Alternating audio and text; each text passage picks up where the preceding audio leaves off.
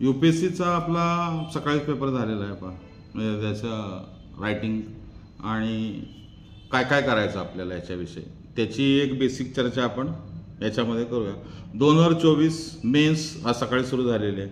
एसीचा paper आपल्याकडे आला आहे आणि मुलांनी लिहिला पण पहा, म्हणजे पहिल्यांदा जे आहे ते लिहून टाकलं पाहिजे. लिहिल्याशिवाय त्याला काय हे नाही आहे मग बाकीच्या गोष्टी. त्यामुळे तुम्हाला पहिल्यांदा जे काय करायचं त्या ऐका, खूप कोण काय काय म्हणतं. First you have to write it down, कारण मेन्स ही लिहिण्याची परीक्षा आहे. तुमचं स्वतःचं आकलन मार्क किती नंतर आहे, पण पहिल्यांदा लिहिलं पाहिजे. त्यामुळे फर्स्ट थिंग यातला ॲडवाईस किंवा याची चर्चा करताना सुरुवात काय, राईट इट डाऊन, पहिल्यांदा लिहायला पाहिजे. आणि लिहिण्याची सुरुवात करताना जसं आता समजा आपण काही एसे वाचतो मला, हा आता आपल्या ह्याच्यात सिरीजमध्ये प्रॅक्टिसमध्ये घेतलेला जो होता जो आहे तो हा 12 जुलैचा एसे आहे, एफर्टलेस इज अ मिथ, किंवा protection of ecology in environment essentially sustain economic development, हा 3 तासाचा एसे जो आहे तो घेतलेला आहे. आता हे 2006 मध्ये पूर्वी विचारले, त्यामुळे पूर्वीचे एसे बघायला पाहिजे. पूर्वीच्या एसे, आता जसं फॉरेस्टचा एसे, फॉरेस्टवर आधी एसे विचारलेलाच होता ना, आणि त्यामुळं मग एसेची लाईन लावताना आपल्याला कुठल्या कुठल्या गोष्टी बघायला पाहिजे. जसं जुने काही एसे विचारण्याचे त्यांनी जे विचारलं होतं 1-2 वेळा, त्यामुळे मग ते 93 पासून जे एसे सगळे अवेलेबल आहेत ते बघत राहायला पाहिजे. आणि विषयासाठी जसं आता समजा उदाहरणार्थ पेंट मी आय असं एक्सप्रेसला आलं होतं, आज काही एक्सप्रेसला आलेलं आहे, हिंदूला आलेलं आहे कोटेशन, मराठीत आलेले कोटेशन, सॉक्रेटस दिलेलं आहे, त्याच्याविषयी काहीतरी लिहायला पाहिजे. त्याचे आर्ग्युमेंट्स बिल्ड करायला पाहिजे, लिहून बघत राहायला पाहिजे. याचा सोर्स काय असेल तर सोर्स म्हणजे तुमच्या एक्सप्रेसमध्ये किंवा टाइम्स ऑफ इंडियामध्ये आलेले कोटेशन्स, किंवा आपल्या याच्यामध्ये आलेलं कोट आहे पहा इकॉनॉमिक सर्वेमध्ये, तर त्याच्या आधारे पण ते लिहिता येईल. पण प्रॅक्टिस पाहिजे, आणि प्रॅक्टिसमध्ये PYQs खूप आहे आपल्याकडे. ते झालं की मग प्रायव्हेटचा लिहिण्याचा प्रयत्न करा. पण पहिल्यांदा गव्हर्नमेंट काय म्हणतं, स्टेटचं अंडरस्टँडिंग काय, त्याच्याकडे जास्त आपल्याला यायला पाहिजे, त्यातनी चर्चा करायला पाहिजे. याच्यात पॅटर्न वाईज काय बदल नाही आहे पहा, अगदी वेगात आपण त्याची नंतर विस्ताराने चर्चा करू. आता एक सजेशन म्हणलं काय काय आहे, तर एक असा कंपल्सरी पेपर जो आहे त्याच्यात पहिलाच एसे जो सेक्शन आहे मधला फॉरेस्ट दिलेला आहे, म्हणजे फॅक्च्युअल डेटा तुमच्या मागच्या फॉरेस्टचं पण अडकलेलं होतं लोकांचं. फॉरेस्टचं अरण्य, जंगल काय, त्याचं इथं जंगल शब्द दिलेला आहे, जंगलीचा अर्थ काय लावलेला आहे. फॉरेस्ट प्रिसिड सिव्हिलायझेशन, आणि काय रेगिस्तान उनके बाद आता आहे, मग त्याला फॉलो होतं का, त्याची चर्चा जी आहे ते. आता वाळवंटी काठी खेळमांडियाला, मग वाळवंट, त्यामुळे दिलेल्या गोष्टीला क्वेश्चनला तुम्ही काही कसं बघता. जसं आता तो म्हणलं की या तिन्हींमध्ये जरा सिव्हिलायझेशन नावाची गोष्टच प्रॉब्लेमॅटिक वाटायला लागली. आता अशा टप्प्यावर आपण आलो. कालचा रिपोर्ट तुम्ही बघितला तर आपल्या आपल्या प्रमुखांनीच म्हणलेलं आहे की दुसऱ्या महायुद्धानंतर सगळ्यात व्हायलंट डेकेड हेच आहे. त्यामुळे मग सभ्यतेच्या याच्यातनं एंड ऑफ सिव्हिलायझेशन चर्चा करून झालेली आहे. सभ्यतांच्यामध्ये पॉलिटिकल ऑर्डर, पॉलिटिकल डिके फुकुयामानं सांगून झालेलं आहे. त्यामुळं खरोखर सिव्हिलायझेशनची एवढी चर्चा करायला पाहिजे का. बॅक टू फॉरेस्ट असं म्हणतच नाही, पण नेचर नावाची गोष्ट आहे, रोसोनं सांगितलेलं आहे. त्यामुळे तुमचं याचं एक स्वतःचं सोशल सायन्सचं एक, किंवा ज्याला आपण म्हणतो फिलॉसॉफिकल एक अंडरस्टँडिंग असायला पाहिजे. हे एसे वाचताना क्लिअर येतं की आपल्याला फिलॉसॉफिकल तुमचं ग्रूमिंग आहे का. आता समजा अगदी तुम्ही असं वाईडली आपण जर म्हणलं तर त्याच्यावर असं पॉप्युलर जे विल ड्युरांटचं समजा पुस्तक आहे, मराठीमध्ये माझे विचार विश्व आहे, त्याच्यावरची पुस्तकं बरीच जे सांगता येतील. पण आपल्या प्लेटोची समजा केलेली ड्युरांटनं चर्चा आहे, तर त्यात काय फॉरेस्टबद्दलची आपल्याला आरण्यकं होती, उपनिषदं आली, मग त्याच्यातनं कोणकोणत्या गोष्टी यायला लागल्या, त्याचं आपलं आकलन कसं करता येईल. अशा अर्थानं थोडंसं कन्सेप्च्युअल वाचन हे कधी होईल.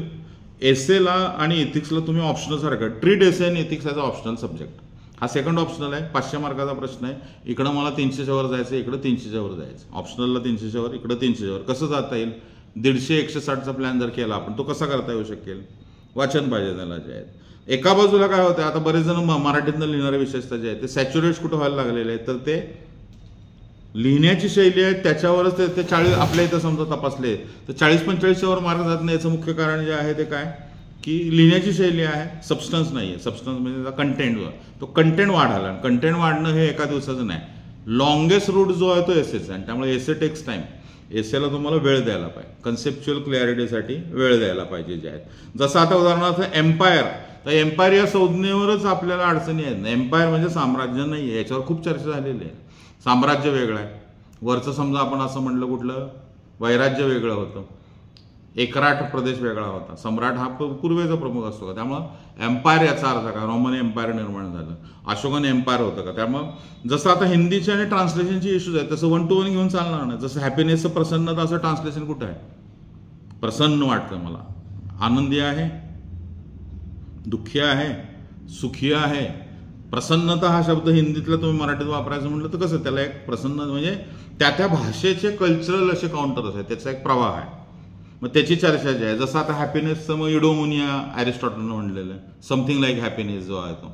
मग तो हॅपीनेस कसा आणणार आणि हॅपीनेसच्या बद्दलची चर्चा एंड इन इटसेल्फ. म्हणला की पाथ असं हॅपीनेसला म्हणलं इज अ पाथ.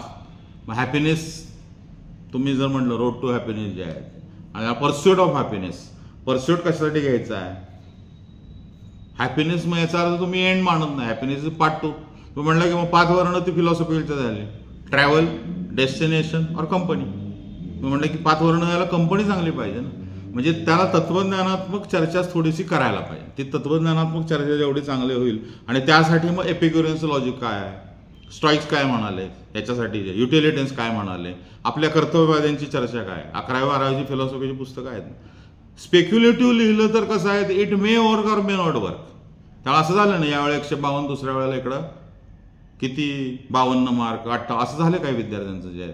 तर ते टाळायचं असेल तर सबस्टन्स लागेल, आशय, अभिव्यक्ती बऱ्याची चांगली आहे, वक्तृत्व स्पर्धांमध्ये भाग घेतलेला आहे किंवा लिहिण्याची शैली आहे इंग्रजी किंवा मराठीमध्ये, but where is your substance. त्या सबस्टन्ससाठी तुम्हाला कंटिन्युअस रीड करायला, जे आता बरेच जण समजा 60-65 मिळाले लोक आहेत, पण ते 70ला गाजत नाही, तर तेच मॅटर सगळे फिरतंय बा, त्याच मॅटर. पण तुम्ही असं वाटल्यावर वाटत नाही की यांनी या 3 महिने 4 महिन्यात काही नवीन वाचलेलं आहे, तर तो सबस्टन्स तुमचा नव्यानं येणं जे आहे, आणि त्यासाठी कंटिन्युअस वाचणं. जसं आता आपला यातला 5वा असा आहे, social media is triggering fear of missing out.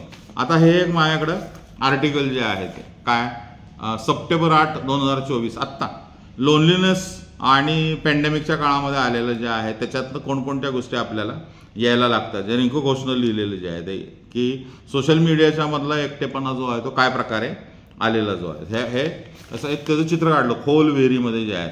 Digital alcoholism नावाचं टर्म वापरलं, digital alcoholism at the root of Gen Z isolation, आणि त्या फ्लॅग. मग आता आपण हे कसं करतो, समजा हे आता आर्टिकल हे आपण म्हणतो आपल्याला कुठं जीएसला उपयोगी आहे. बऱ्याचदा कसं होतं, जीएसचे जे 3 सब्जेक्ट आहेत त्या सब्जेक्टमुळं त्या झाले 750 मार्क, 1 2 3 करायलाच पाहिजे, त्याचे उद्या पण आपण लिहिणारच. पण याच्यामुळं UPSC म्हणजे हे जीएस आहे, लॅटरल किंवा शॅलो, तसा समज व्हायला लागतो. Essay is a completely in depth understanding of each and every entity. 2च विषय, 125×2 एवढे मार्क द्यायचे, त्यामुळे त्याचं सखोल वाचन लागेल ना तुमचं. सोशल मीडियावर तुम्ही काय वाचलं, आता उदाहरणार्थ आणखी एक, हे जसं आर्टिकल हे कालच आलेलं होतं, हे सोशॉलॉजी लोकांना लागतं म्हणून आज त्याची चर्चा सकाळीच केली होती आणि हा एसे आलेलं काय, do leaderless movements have any chance of the success in India. मग सोशल मीडियाने काय काय दिलेले आहे आणि त्याच्यात कुठली चर्चा आलेली आहे. आता फॉर एक्झाम्पल याच्यामध्ये एक वाक्य त्यांनी केलेलं आहे की the age of the leaderless mass movement हे आलेलं आहे का, आणि सोशल मीडियानं काय चर्चा त्याची केलेली जी आहे ते, त्याच्या अनुषंगानं आपल्याला हे social media fearing of the missing out जे याच्या म्हणलं लोनलीनेस जो आहे तो काय आहे, युथ. मग nearly all men are can stand, मग विमेनचं काय, लगेच जेंडर क्वेश्चन विचारायला पाहिजे. त्यामुळे ही आउटडेटेड टर्मिनॉलॉजी आहे, तुम्ही अजून कशी काय वापरता. जुन्या लोकांच्या ह्याच्यामध्ये ऑल मेन जे म्हणलेलं आहे, पण विमेन, जेंडर, LGBT सगळेच प्रश्न, पर्सन म्हणून त्याची डिग्निटी जी आहे ते पुट्टास्वामी ज्याच्यामुळे म्हणलं प्रायव्हसीचा इश्यू आहे, डिग्निटीचा इश्यू जो आहे, आणि त्यामुळं हिम का हर किंवा कोणी आहे 3rd पर्सन, पॉवरच्या बद्दलचं जे आहे ते. मग हे आता याच्यात फार अर्थ नाही. समजा आता हे कसे लोक करणार की हे तुम्ही वाचणार, मी गुगलला वाचणार, मी सांगणार हे अरिस्टॉटलचं आहे, हे XYZ, त्याला फार अर्थ नाही. त्यामुळं आधीच वाचन ते करायला पाहिजे. मार्केटचा प्रॉब्लेम काय आहे तर ते आफ्टर आहे, म्हणजे नंतर काही गोष्टी सांगत राहणार की हे करायला पाहिजे. आपल्याला प्रिसिड पाहिजे, आपल्याला उपसंहार वाचायला नको, आपल्याला पुढच्या गोष्टी वाचायला पाहिजे, आधीच गोष्टी कळायला पाहिजे की बाबा ह्याच्यावर कंटिन्युअसली चर्चा. आणि एखादा एसे येणार, ह्याच्यावर आपलं लॉजिक काय तर कंटिन्युअसली त्याच्यावर काही ना काहीतरी चर्चा चाललेली आहे, कंटिन्युअसली जी आहे सतत ती चाललेली आहे. तर याचा अर्थ दॅट इज साईन की आपण त्याच्यावर बघायला. हिंदूच्या पुरवण्या, आपल्या ओरिजिनल पुरवण्या, किंवा हे आत्ता मी जसं दाखवलं ही एक्सप्रेसची 8 तारखेची पुरवणी होती जे संडे, की त्याच्यातनं काय प्रकार चाललेलं आहे, आर्ग्युमेंट जे आहे ते, त्याच्यातली चर्चा जी आहे, किंवा मोठमोठे कलावंतांच्या मुलाखती, विचारवंतांच्या मुलाखती, त्यांचे विचार, याच्यातनं आपल्याला ते 250 मार्काची तयारी करता येईल. एका बाजूला रायटिंग स्किल आहे, पण कंटेंट आणि एक्सप्रेशन या दोन्हींचा विचार जो आहे तो आपल्याला वेगळ्या प्रकारे करायला पाहिजे. परिभाषेचा मुद्दा खूप आहे. प्रसन्नता ही संज्ञा मराठीत कशी आणायची, हॅपीनेस ज्याला म्हणलेलं, आपल्या सुखवादाची चर्चा समजा म्हणलेलं आहे. मग सुख, आनंद, ब्रह्मानंद, तात्काळ मिळणारा ब्रह्मानंद, मग ब्रह्मानंद कसं बघणार तुम्ही जे आहे. त्यामुळे हे तुमच्या पद्धतीने विश्लेषण करायला पाहिजे. द डाउटर जे आहेत is a true man of science, सायन्सवर कंटिन्युअसली आहे, सायन्सवर वाचायला पाहिजे. आता उदाहरणार्थ फिलॉसॉफी ऑफ सायन्सवर आहे,